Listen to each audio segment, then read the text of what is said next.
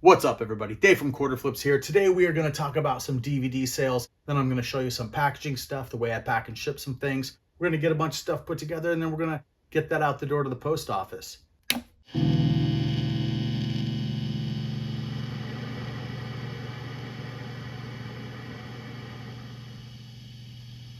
First up, let's talk about these DVDs. I sold 7 DVDs. I've got to get these packed up and shipped out. None of them are like anything that's going to break the bank. These are all just little bread and butter sales that go out the door. The only one that I really wanted to talk about that was particularly cool was this one, Time Limit. I bought this DVD in a thrift store for 10 cents and I sold it for $9.99 plus shipping. That looks to me to be almost 100 times the price. If my public school education has my math working out right. 10 cents, 10 times would be $1, right? So 100 times would be 10 bucks. That seems pretty good. I'm not too bummed out on that kind of a deal. I would do that all day long if I could.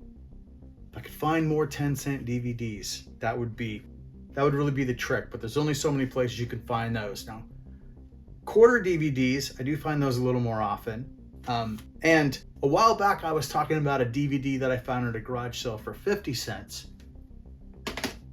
This one here, Pumping Iron 2, The Women, I think I had that in a video at the beginning of last year. 50 cents is what I paid for that. I sold that in the last 2 weeks. I sold that for $135. The person left good feedback. They were happy with their DVD. Be on the lookout for that one. I don't know what is so special about that DVD. Rarely do we see them get up into nosebleed prices like that for DVDs, but it does happen. In fact, I've got a whole bag of DVDs right here that's been sitting around for the last couple years waiting for me to get back to my weekly Bolos DVDs, that series I was doing, where I was going through ones that are worth a lot based on research that I was doing on eBay. Well, these are DVDs that I found that were worth good money that I actually had in my hand. So an upcoming video is going to be me going through, like one of those Bolo DVDs videos, except I can actually show you a physical copy of everything to be on the lookout for. Future video right here. But while we're talking DVDs, DVD resellers, DVD guys, I have a question for you. I mean, guys or gals. When I say guys, I'm just meaning generic, but you know what I mean, right? Like anybody dealing with DVDs, here's something that I deal with every once in a while, and I want to know if there's a better way. There are a lot of DVDs out there in the world that we find at garage sales and thrift stores that came from DVD rental places that went out of business when everything went to streaming. I picked up this DVD the other day. It's the Gardener Special Edition. I don't know much about it, but it has the look. When I see a DVD that looks like this, I'm gonna check the price because it seems like that's gonna be the kind of thing that I like to sell. I mean, it's released by a company called Subversive Cinema. So I looked this up. It's not worth a lot, but I would still like to sell it. It was a good price for it when I got it. Here's the thing. I open it up. It's got this poster insert. That's great. It's got stills from the movie. So this DVD package came with some really cool stuff, but it has a video store circle right there. This was sold out of a video store's back stock, and I don't know how to get that off. I mean, you can fight with it. I have had these little circle stickers with different video stores over the years. I've had those come off with a lot of work and cleaned them up. I don't like to put that much effort into it, especially when the thing's only going to sell for a little bit of money. So my question is there a good way to remove that circle sticker? That kind of vinyl plastic video store circle sticker that you sometimes get when backstock or like previous rental copies have been purchased from video stores or the stores have gone out of business and sold all their stock. How do I get those off and make it look clean and new? Is there a trick that I don't know? I know some of you out there deal with media on a level that just dwarfs what I do. So maybe you all know some special tactics that I haven't run across yet. So if you do, let me know in the comments, please. Thank you. All right, I said we were gonna do some shipping stuff, so let's go take a look at that. So I have a set of CDs going out, and I thought that would give me an opportunity to show you how I put a CD package together so that they'll be safe when I'm selling a CD collection, any kind of lot of CDs, whether it's 3 or more. So I sold these CDs. They're all just old record label backstock. They did not go for a lot of money, so it's not super impressive or anything, but what I'm going to show you works for, 5 CDs that are valuable. So while this seems like a little bit of overkill for something that sold for less than $5, where the CDs went for less than $1 a piece, it makes a lot more sense when the CDs are worth $5 a piece or even $10 a piece, depending on, what artist you have and what releases you're offering. So you could just stack the CDs like this and maybe wrap them with some wrap, or put them in a, or even tape around, although I wouldn't do that. They're in shrink wrap, so we don't want to have to, pull the shrink wrap off if someone pulls the tape off. I would at least put them in some kind of a plastic bag first.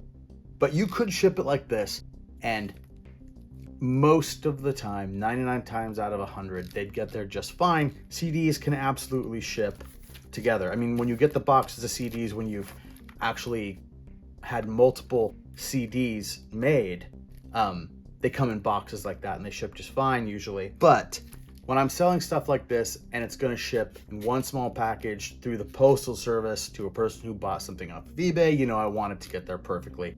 I tend to kind of overdo stuff. People sometimes point that out. You can point that out if you want.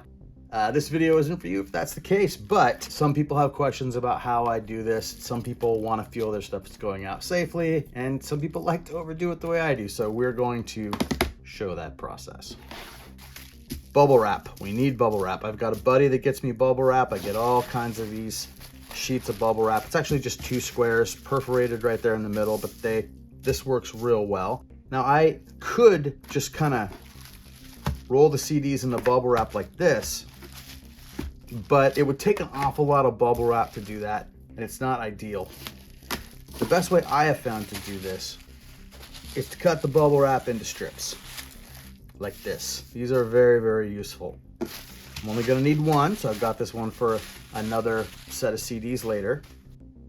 And then with 5 CDs, I would take the first CD and put it in here like this, and I turn it over. Next CD. You probably already see where I'm going with this. Weave the bubble wrap like that. Then you've got one on the outside here, and one on the outside here. And then you can just tuck the leftover there. Okay, now what this does is it just adds a little crush protection. Now, even if, without the bubble wrap, if these CDs got crushed, the jewel cases are going to probably protect the CDs inside. But these are shrink wrapped. These are brand new. The jewel case is part of the package. I would like the whole thing to get there safely. So if for some reason the package I put these in gets crushed, having that bubble wrap just gives a little bit of extra squeeze protection there. And it's substantial. You would have to really do a lot to damage these. Now, of course, this isn't enough. We need a little bit more. So that's where I go back to my original sheet of bubble wrap. I just put it like that.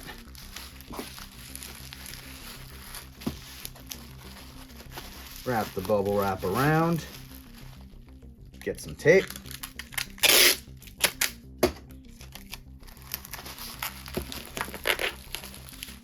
And then kind of fold roll up these edges and tape them.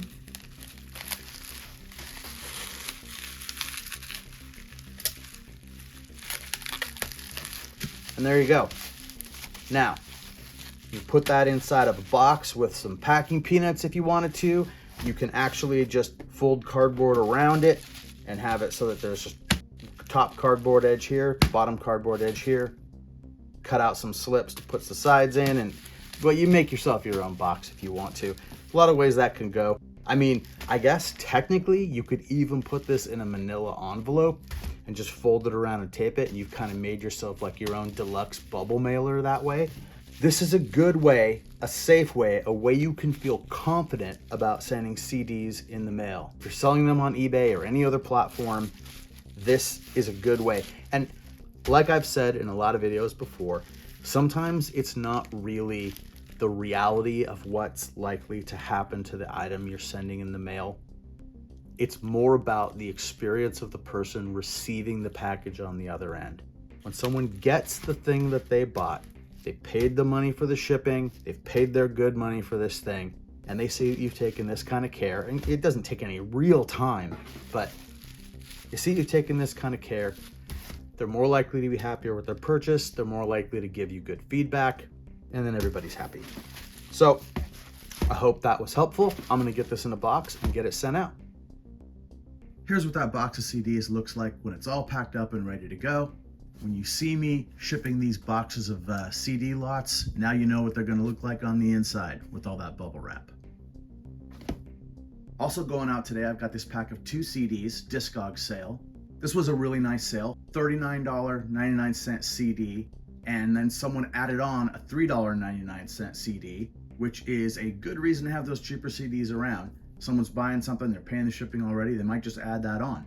Again, I just used some cardboard that I had around to make a box for it. Bubble wrap inside, of course.